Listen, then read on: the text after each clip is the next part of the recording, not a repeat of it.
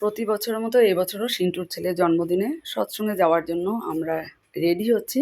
তো দেখো, দেওঘর থেকে আনা হোয়াইট ইয়েলোর শাড়িটা আমি বের করলাম, আর ভীষণ কমফোর্ট ফিল করি গরমের মধ্যে। আর ইয়াররিংসটা কোনটা পরবো সেটাই ভাবছিলাম, তো ফাইনালি পুরীর থেকে আনা হোয়াইটের মধ্যে সংকেতটাই পরলাম। এটাই ভালো ম্যাচিং হয়েছে। এদিকে অমিতাভও রেডি হয়ে গেছে, আমরা বের হচ্ছি। আর ছেলের যেহেতু অনলাইনে একটা মানে ক্লাস আছে, তাই যেতে পারছে না। গাড়িতে আমরা বসে যাচ্ছি, প্রতিবারই আমরা যাই, মাম্পি, আমি, বড় বৌদি, প্রীতি। তবে এবছর প্রীতি যাচ্ছে না, তাই এবছর বললাম কুট্টির মা, পাল কাকিমণি আর মেজো বৌদি আমাদের সাথে নতুন এসেছে।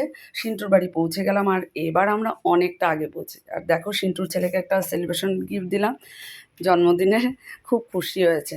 আর এই দেখো আসন সাজানো, কি অপূর্ব সাজিয়েছে আসন, জুঁই ফুলের মালা দিয়ে ঠাকুরকে মালা পরিয়েছে। তো অনেকটা আগে পৌঁছেছি, তাই সুন্দর করে বসে আমরা ঠাকুরকে প্রণামী অর্ঘ্য দিয়ে বসলাম।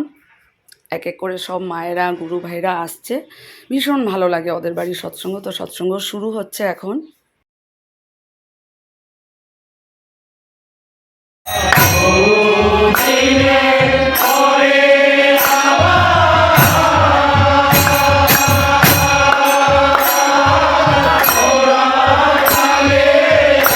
গত বছর মায়েরা মিলে একটা গান করেছিলাম, তবে এবার আর হয়নি।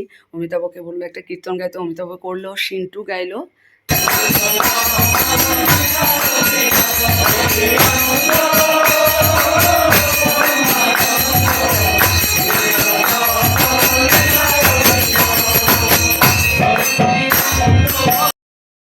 সৎসঙ্গ শেষ হয়েছে, খুব সুন্দর ইষ্ট আলোচনাও হয়েছে। তারপর আমাদের প্রসাদ নেওয়া হয়ে গেছে। এত ভালো প্রসাদ হয়েছে, প্রত্যেকটা আইটেম দারুণ হয়েছে। তো এখানে সবাই মিলে পান খাচ্ছে, আর অমিতাভ বলছে আমি তো সবসময় আসি। তো ওখানে আমার একটা, সত্যি ওদের বাড়িতে আমার একটা ভীষণ একটা নিজের মনে করে অধিকার আছে। তো পানের এই যে, আমি তো আর পান খাই না, পান খেয়ে যে সবাইকে বলছি, এত ভালো লাগলো সত্যি। আর এবছর সত্যি অনেক মায়েরা, অনেক গুরু ভাইরা এসছে, পুরো ভিড়। কিন্তু ওদের সবার ব্যবহার এত ভালো, এত মানুষের মধ্যে সবাইকে কিন্তু ওরা অ্যাটেন্ড করছে, এটা সব থেকে বড় কথা। যেটা কুট্টির মা, মেজো বৌদি ওরা বলছে, যাক ঠাকুরের আলোচনায় হচ্ছিলো, সিন্টুর কাকু কয়েকটা ছড়ার বলল, ঠাকুরের ছড়ার গান। তো ফাইনালি আমরা গাড়িতে বসলাম, মার্কেটে রওনা হয়েছি। টাটা।